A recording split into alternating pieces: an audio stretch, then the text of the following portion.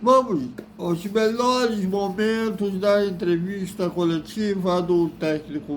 Não, técnico, desculpa, eu estou com o técnico na cabeça porque eu acho que está com um técnico interino, que é o Felipe. Mas vamos aos melhores momentos da entrevista coletiva do presidente Pedrinho e do diretor Marcelo Santana, que eles anunciaram o Felipe como técnico interino e falou sobre a janela do meio do ano, também como vai ser a janela do ano que vem, com um orçamento mais apertado, e também esclareceu como que é a função do Marcelo Santana e do Felipe. Tudo isso desperta Vascaíno!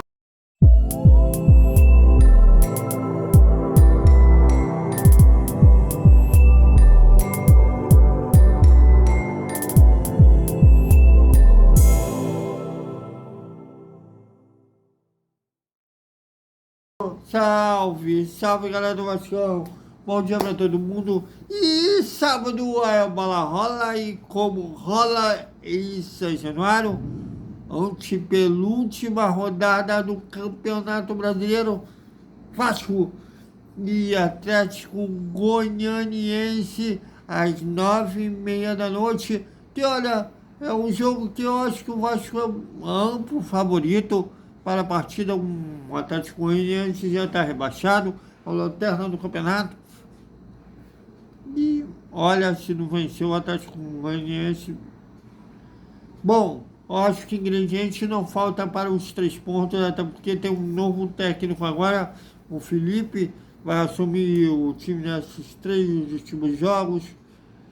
E, e eu questionei ao Marcelo Santana sobre o que ele aprendeu na janela do meio do ano para cometer na janela de janeiro, e ao Felipe sobre esses nomes ventilados, né, para assumir a equipe no ano que vem. Veja o que eles responderam. Pedro, Marcelo, boa tarde. Thiago Totti, Vasco, Velocidade. Por que, desses nomes dos treinadores especulados, algum procede ou não? Marcelo, o que aprendeu na janela do meio do ano para não cometer na janela de janeiro? Você quer qual pergunta para quem? Você quer a segunda mesmo? Então, quer começar pela segunda? Pode ser. Pode. Tranquilo. Boa tarde a todos. Prazer estar falando aqui mais uma vez com a torcida Cruz Maltina. Maiores detalhes a fundo da janela de transferência a gente vai falar no final do ano, quando a gente for abordar os detalhes específicos do departamento de futebol. Agora, falando o que dá para se trabalhar nessa janela atual, a janela de meio do ano foi uma janela de correção dentro do Vasco.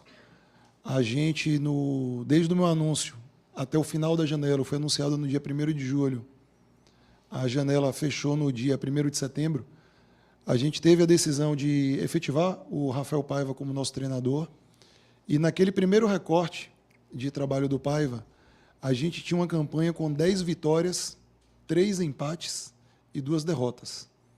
Então, foi um recorte que nos sinalizou onde a gente poderia ou não atacar o mercado. A gente ficou, sim, em dívida com, por exemplo, a contratação de um zagueiro, que a gente buscou, mas dentro da realidade financeira do Vasco, os nomes que estavam colocados, que a gente julgava que trariam um acréscimo de qualidade ao nosso grupo, em termos orçamentários, eles não cabiam dentro da possibilidade do Vasco. Então, a gente tomou as decisões com base naquele contexto. Infelizmente, tem o dinamismo do futebol. Com a janela fechada, a gente teve a cirurgia do Watson, que a gente sabia que poderia ter esse risco, porque o atleta vinha se queixando de dores, como, por exemplo, o Paulinho está se queixando no Atlético Mineiro, mas tem conseguido ainda estender um pouco a atividade na temporada. O Watson chegou num ponto que ele ficou inseguro, então, logo na sequência do fechamento da janela, ele opera, mas a gente estava com a expectativa de trazer o Maxime, já pensando nessa reposição, e a perda do David foi com 3 ou 4 jogos já da janela. Então, isso foi uma coisa que prejudicou o andamento do Vasco. Então, a gente vai abordar de maneira mais detalhada a capacidade de investimento dentro da janela de transferência, Mas um clube, muitas vezes, você não faz necessariamente os movimentos que você deseja, porque você tem que respeitar os contratos que são estabelecidos. E aí, como o presidente citou, dando uma informação para que o torcedor possa ter um contexto. O jogador mais caro que o Vasco contratou na atual janela de transferência, com o Pedrinho como presidente, foi o Puma Rodrigues. Aí você fala, como foi o Puma se ele foi contratado em janeiro do ano passado? Mas a gente teve que pagar um valor significativo, o mais alto valor que a gente pagou na janela de transferência, porque senão o Vasco teria o risco de transferban. Só para ficar claro, Marcelo, deixa eu pegar o gancho. Eu assumo o compromisso que não foi feito por mim. Então, quando o Marcelo fala da gestão, é que a gente assumiu esse compromisso. Não vou tomar a tua palavra. Não, perfeito, presidente. Mas só para esclarecer. Por, então, isso, Vasco, isso que eu falei para vocês que às vezes eu tenho que voltar, porque as pessoas não entenderam. E, infelizmente, muitas pessoas gostam de ouvir algumas mentiras que elas se sentem mais confortáveis, desculpa. A questão é a seguinte, eu vou dar um exemplo para vocês. O Paulinho é um grande jogador, acho que todos concordam, né? Foi uma ótima contratação, está voltando e acho que vai nos ajudar demais. A gente tem que pagar $650 mil de transferência para a gente não sofrer o transferban. Uma das parcelas. Paulinho não vale a pena? Muito. Mas o Vasco tinha a condição de contratar o Paulinho? Não. E eu vou ter que falar para vocês, porque assim, eu economizo muitas coisas aqui para falar, para não ficar aqui sendo o cara da desculpinha. Mas se eu não esclarecer para vocês, eu não passo o conteúdo necessário para vocês debaterem nos canais, na televisão.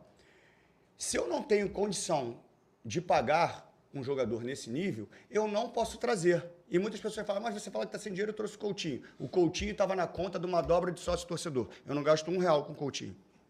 Fique claro isso, eu não gasto R$1 com o Coutinho. Que se eu tivesse que desembolsar o salário do Coutinho, eu não teria condições para isso. Dentro de um movimento, obviamente, de comunicação e marketing, a gente já percebia que dobraria e teria receita para arcar com o compromisso do Coutinho. O que eu quero dizer é que a sensação que a gente tem com tudo que a gente abriu é que a 777 viu que ia bater no muro e deduziu, vamos fazer o que tem que fazer e alguém vai comprar isso aqui, porque eles deixaram claro para a gente que eles queriam vender, ou se a gente não vender, que outro assume a bronca. E não estou lamentando, a bronca é nossa. Mas que fique claro que as exigências de contratação ou contratações elas sejam compatíveis com o cenário. E eu não vou mentir para o torcedor, não adianta, podem ficar chateados comigo. Eu tenho que pagar 2 milhões de euros a mais numa contratação se o Vasco não cair. Eu tenho que pagar uma das parcelas de $650 mil de transferência que foi feita pela 777, sendo que eles fizeram todo um planejamento esportivo sem base no orçamento. Incompatível com o orçamento, de uma forma muito simples. Você ganha R$1.000 por mês e faz uma dívida de 1 milhão. Então, foi isso que aconteceu. Então, enquanto as pessoas não entenderem e não tiverem a boa vontade de interpretar o cenário, a comunicação ela é desalinhada com a expectativa. Tá bom? Eu vi que tomei a palavra e desculpa. Nada, eu complemento. Eu vi que depois. muitas pessoas falaram, você tirou a 777, agora... Não tirei a 777. Eu dei um exemplo já dei um exemplo para vocês. É como se o cara tivesse comprado um carro, a gente é sócio, ele ficou com a maior parte, por isso ele tem o direito de dirigir, e aí ele fura os 4 pneus, deixa sem gasolina, recebe 1 milhão de multas, não paga o IPVA, e aí eu tenho que fazer uma intervenção para o poder público não tomar o carro de volta. Aí nessa intervenção, eu tenho que fazer o quê? Botar um pneu que não seja careca. Mas as pessoas querem que eu bote uma roda de magnésio, que eu bote o carro com o som. Não tem como, a conta não fecha. Eu estou tentando ser muito didático para vocês. Então, assim, toda despesa que o Marcelo pode aí destrinchar mais algumas, elas, teoricamente, elas são as nossas contratações. Por exemplo, a transferência que a gente tem que pagar do Paulinho é uma contratação, porque é um valor alto.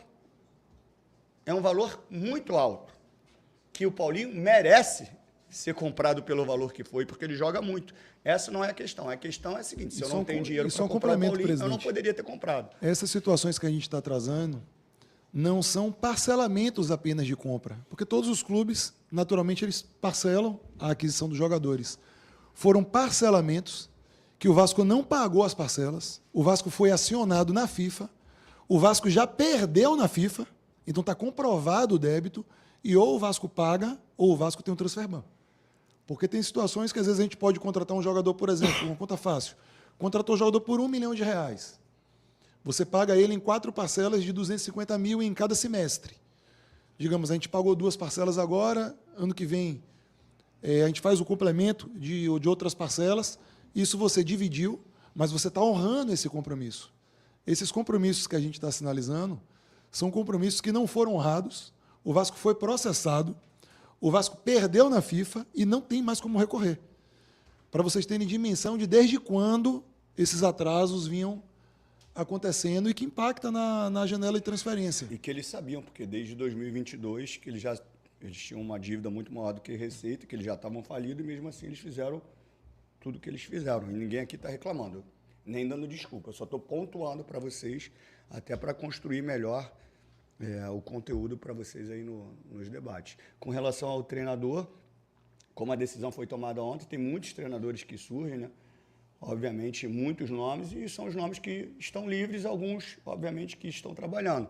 Então, muitos nomes são nomes que a gente começou a estudar desde ontem, e outros nomes não fazem parte aí do nosso planejamento.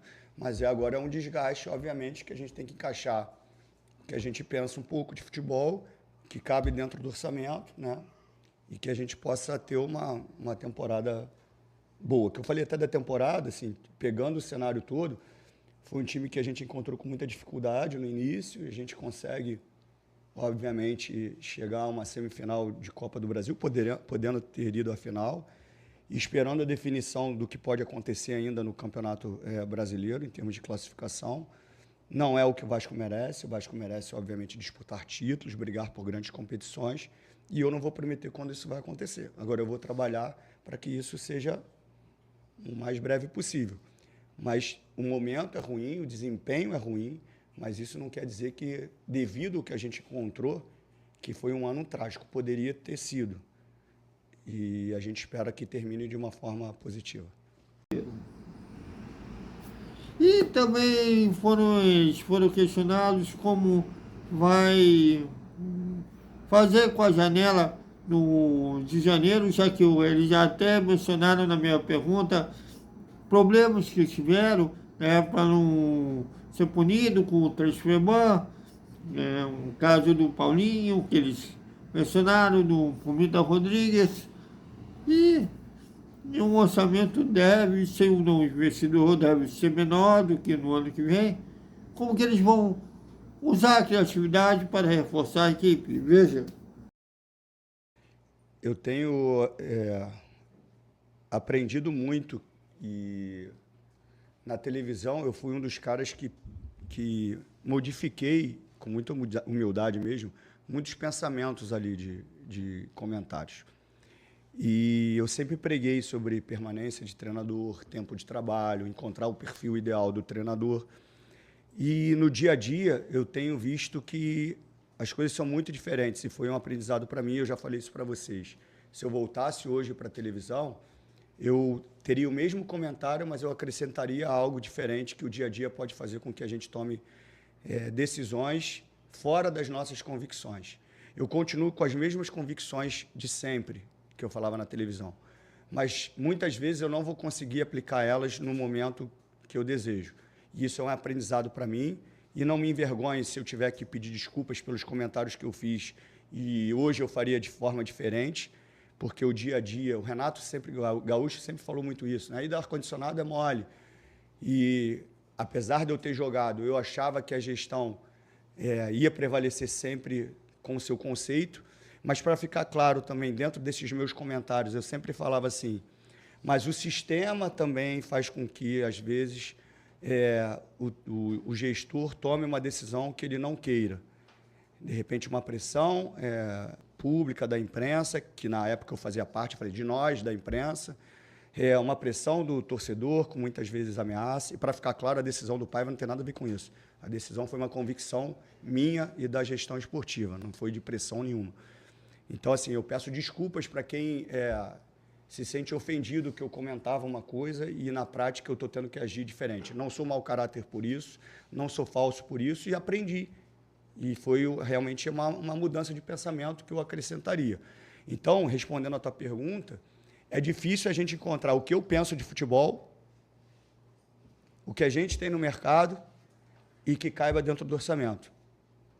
Vou encontrar isso? É difícil. Não sei se, de repente, eu vou encontrar o treinador que jogue do jeito que eu imagino que o Vasco mereça jogar, que caiba dentro do orçamento, entendeu? Então, assim, a gente tem alguns perfis e torce para que tudo encaixe e seja o mais próximo daquilo que a gente pense. Abordar os 2 pontos, Fábio. Prazer falar contigo. Tanto envolvendo o treinador, como o presidente já citou, como a montagem do elenco para a temporada de 2025. Evitando alguns detalhamentos, porque a gente tem a responsabilidade com esses 3 jogos finais. Essa questão do técnico, quando o presidente Pedrinho traz a dificuldade de às vezes, conciliar uma linha de pensamento com o trabalho de um treinador, eu vou dar um dado estatístico curioso, que talvez a maioria daqui não tenha um conhecimento. Nos últimos 10 anos do Vasco, se você excluir os jogos por campeonato estadual ou Série B, que são campeonatos de um nível técnico menor, e aqui no Vasco a gente tem que ter a responsabilidade de buscar os melhores campeonatos, se você considerar a Série A do Campeonato Brasileiro ou as competições internacionais, nos últimos 10 anos, o Rafael Paiva é o treinador com o 2º maior número de jogos pelo Vasco. Ele só fica atrás do Vanderlei Luxemburgo, somando as 2 passagens do Vanderlei Luxemburgo. O Luxemburgo ele treinou o Vasco por 46 partidas. O Paiva, contando ali a interinidade e a volta, ele treina o Vasco por 35 partidas. E o Zé Ricardo treinou por 34. O Ramon, por exemplo, dando outro comparativo, treinou por 30 partidas de, digamos, alto nível, o Vasco da Gama. E isso é um exemplo da dificuldade, muitas vezes, que é de você conseguir implementar dentro de uma cultura brasileira que a gente tem, dessa pressão, dessa exigência, dessa cobrança. O Rafael Paiva, por exemplo, um profissional que a gente é grato pelo trabalho que ele trouxe dentro do Vasco, pelos resultados que ele conseguiu, junto com a equipe de trabalho, trazer ao Vasco. No primeiro recorte do Paiva, como eu citei na resposta ao Thiago, o Paiva ele tinha um recorte de 10 vitórias, 3 empates e 2 derrotas, até a primeira pausa da data FIFA. Num segundo momento, quando a gente volta dessa primeira data FIFA, o Vasco fica um período de 8 partidas sem ganhar, com 4 empates e 4 derrotas, que infelizmente resultaram ali na nossa eliminação na semifinal da Copa do Brasil, a primeira semifinal de Copa do Brasil do Vasco em 13 anos.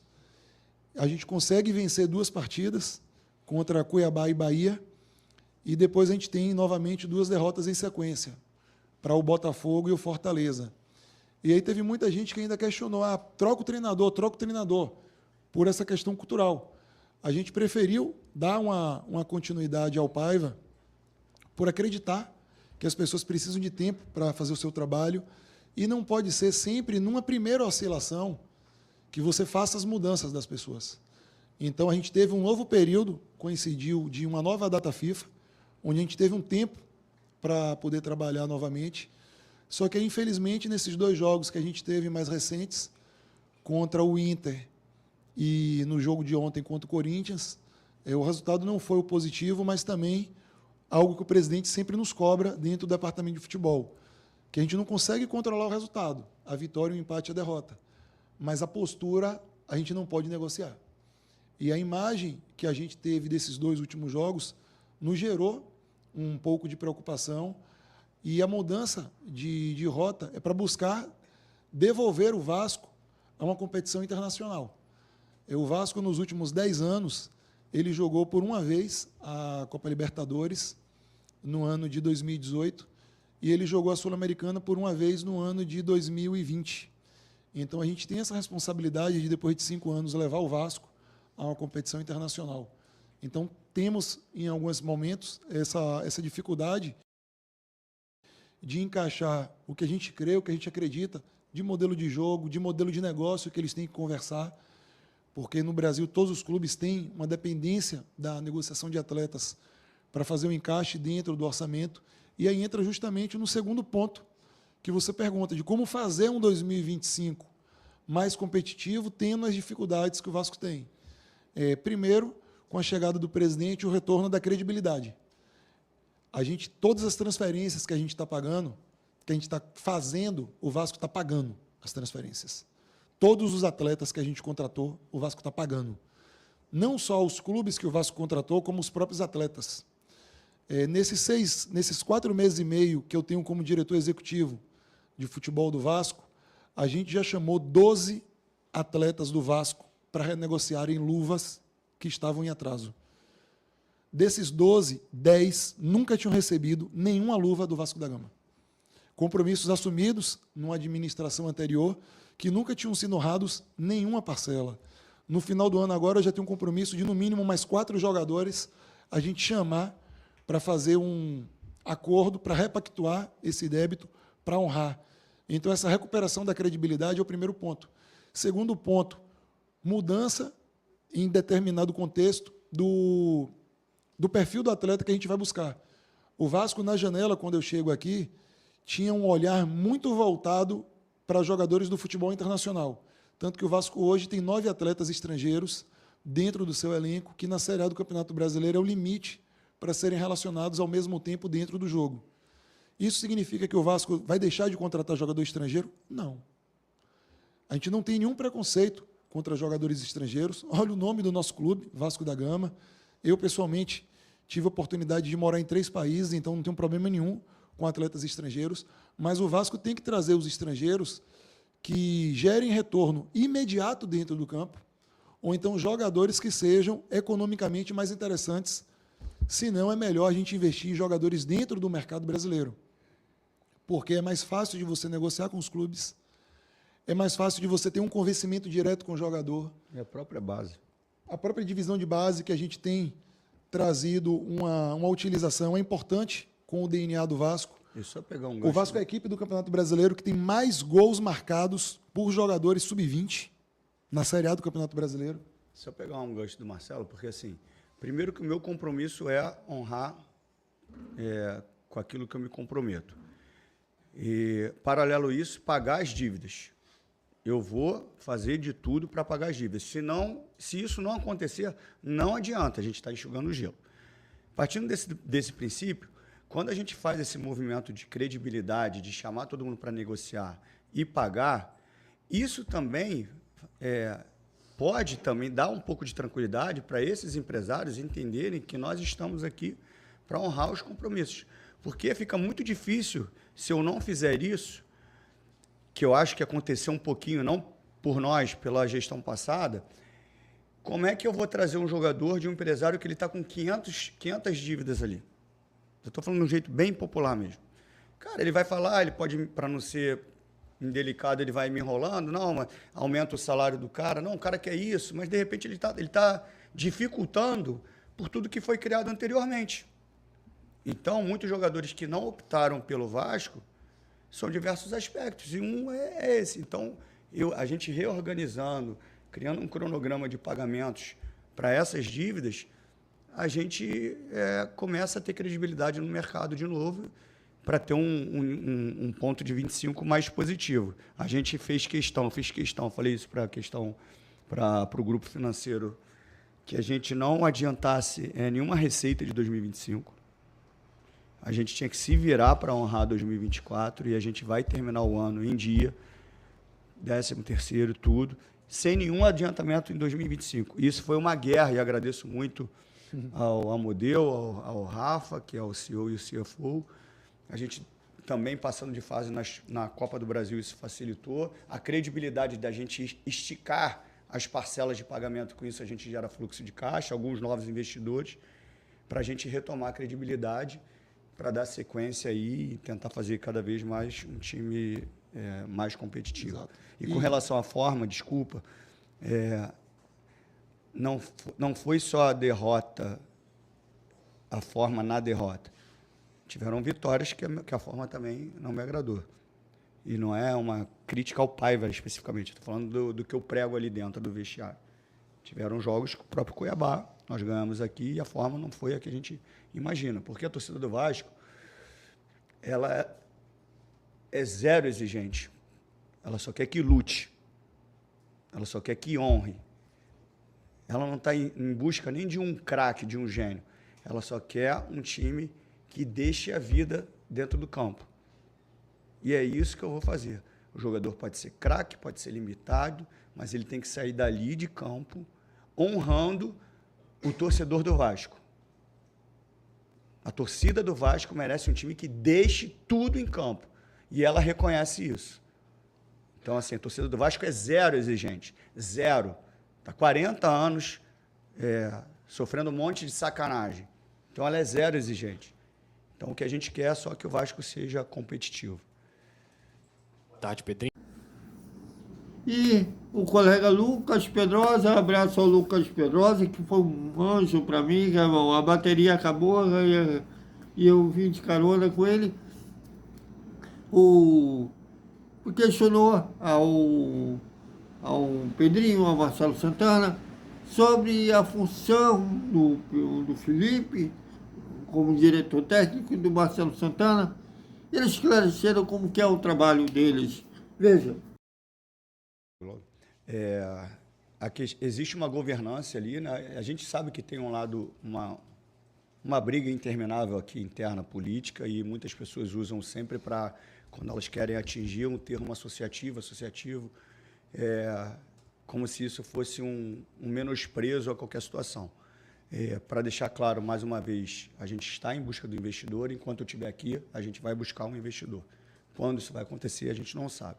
E também os clubes que são associativos bem-sucedidos, a gente tem alguns aí no Brasil. Então, a questão não é essa, mas para ficar claro, a gente quer um investidor.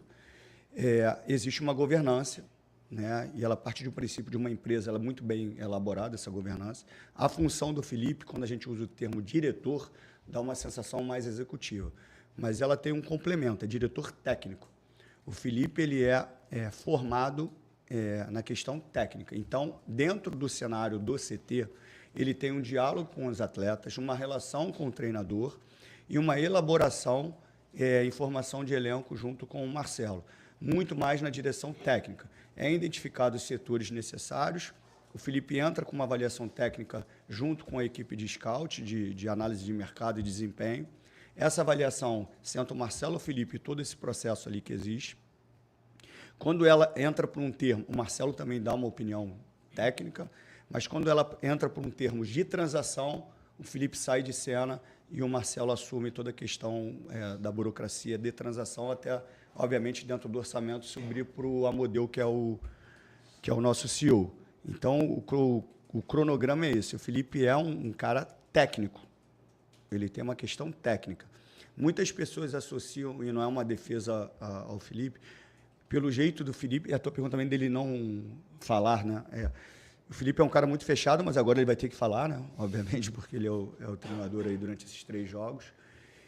E o Felipe, eu sempre falei para ele que ele é uma inversão do que são os produtos, né? Que estão, por exemplo, no mercado. A embalagem é sempre muito bonita e o conteúdo, normalmente, dos produtos não são... O Felipe é o contrário, cara. O Felipe tem um conteúdo excelente, é um cara incrível, entende muito de bola, mas as pessoas têm uma imagem diferente do que ele representa. Mas eu tenho certeza que ele vai dar uma resposta positiva, mas a função do Felipe especificamente é essa e a do Marcelo eu já expliquei também. Posso até complementar sobre a minha função, Pedrosa? É toda a parte chata que às vezes o torcedor não gosta de conversar. Por exemplo, elaboração de plano de cargos e salários, desde a divisão de base, desde a pessoa do cargo mais simples até o cargo mais importante, digamos, dentro da hierarquia, que são os atletas e o técnico do futebol profissional. Toda essa organização. Toda a parte de logística que envolve o dia a dia do Vasco, de compra de equipamentos, de movimentação interna de pessoal, logísticas de viagem também, tudo que reflete nisso. A gente tem um projeto que, em breve, tomara que a gente possa falar dele, de melhorar a integração entre futebol profissional e base, não só na parte técnica, que é a parte que o coordenador técnico, o diretor técnico Felipe envolve, mas a parte física também, de equipamentos que são utilizados, fica sobre o meu guarda-chuva. A modificação de processos nessa área de scout, de tomada de decisão, a maneira que o relatório é feito do jogador, quem são as pessoas que têm que validar para que chegue para o presidente definir ou não, e a parte de negociação bruta de dia a dia. Qual o salário que o atleta quer, qual o tempo de contrato, se encaixa no orçamento, se não encaixa. A interface com o departamento financeiro. Para quem é mais da área de finanças, existe a questão do regime de caixa e regime de competência. Então, saber se a capacidade financeira que a gente tem é suficiente para pagar em dia salário, luva, comissão, impostos, tributos. Se a gente do departamento de futebol precisa fazer alguma movimentação de venda de atleta, que esse ano a gente conseguiu segurar na segunda janela, todas as movimentações de atleta a gente teve possibilidade de negociar, só que como o presidente sempre citou, o objetivo esportivo tem que estar em primeiro lugar. Para a gente minimizar o risco esportivo do Vasco, a gente optou por não vender atletas na última janela, atletas valorizados. A gente fez movimentações que priorizaram jogadores que a gente julgava que a perda técnica seria menor. E foram com esses jogadores, por exemplo, que a gente teve as receitas para fazer as movimentações na janela passada. Tudo que a gente gastou na janela passada, a gente conseguiu, através de negociações, trazer dessa janela anterior. E no próximo ano, a gente pode ter alguma situação similar a essa também. Eu acredito que dá para a gente melhorar a otimização da folha salarial, para não ficar nessa linguagem chata, reduzir a folha sem perder qualidade, porque na nossa avaliação interna, utilizando a palavra que o presidente pontuou, a gente tem uma folha superfaturada. Estava querendo ver se eu conseguia uma palavra mais leve, mas o termo é esse. A folha, na nossa avaliação, indicando o que a gente sinaliza de mercado, a gente tem alguns atletas que têm um vencimento acima do que deveria estar contratado. Então, tendo um pouco dessa criatividade, tendo um respaldo, agora tendo a responsabilidade da gente criar um clube. Quando eu digo criar um clube, o Vasco é de 1898, e tem algumas situações que o Vasco tinha que ter encarado já de frente, como o presidente está encarando agora, que é a questão de São Januário, por exemplo, de dar ao torcedor do Vasco um equipamento digno da grandeza do Vasco da Gama. E, na minha parte mais direta de dia a dia, de chão de fábrica, os centros de treinamentos do Vasco é algo que me incomodam demais, demais. Assim, a gente tem uma tradição dentro do Vasco de grandes jogadores da nossa história terem vindo da base, como o maior de todos, o Roberto, como jogadores hoje que trabalham com a gente, como o nosso presidente, como o técnico interino agora, o Felipe, jogadores que vieram da base com muita qualidade. O Edmundo veio da base, o Romário veio da base. Se eu ficar dizendo aqui, eu vou dizer talvez 30 jogadores de primeiro nível de seleção brasileira que vieram da base. Eu não posso ter esses garotos, na minha opinião, alojados em São Januário, tendo uma academia em São Januário, mas na hora que eles têm que treinar, eles têm que ir para Caxias ou para o Arte Sul. Na hora que eles têm que jogar, eles têm que ir para o Arte Sul ou vir aqui para São Januário. Aí tudo bem, é um mérito jogar aqui em São Januário. As meninas, a mesma coisa. As meninas fazem uma parte do trabalho aqui. A gente perde em alguns dias mais horas em logística, em deslocamento, do que em treinamento dentro de campo, por causa do trânsito aqui do Rio de Janeiro. O valor não é baixo. Se a gente juntar a logística com aluguel de equipamento, o Vasco gasta mais de R$300 mil mês. Só estou falando de logística, transporte e aluguel de equipamento. É mais de R$300 mil mês que o Vasco gasta nas suas categorias de formação e no futebol feminino. Então, é um tema que eu tenho sido insistente com o presidente também é muito sensível a esse tema. O presidente morou aqui no estádio, então conhece bem a realidade, e a gente espera, no ano que vem, começar também essa obra, dentro da possibilidade que a gente tenha, respeitando a necessidade técnica que a gente tem, com fé no trabalho, em chegar novamente a uma competição internacional, mas de resolver esse gargalo. Porque a condição que a gente tem hoje de equipamento no CT Moacir Barbosa e de software e de pessoas é satisfatória? É satisfatória. Mas a parte de infraestrutura física, o Vasco necessita e o Vasco merece muito mais. E a gente vai dar isso ao torcedor. É isso, galera. Até o nosso papo editorial na hora do almoço. E uma boa noite com o resumo da terça-feira do Vasco. Até mais.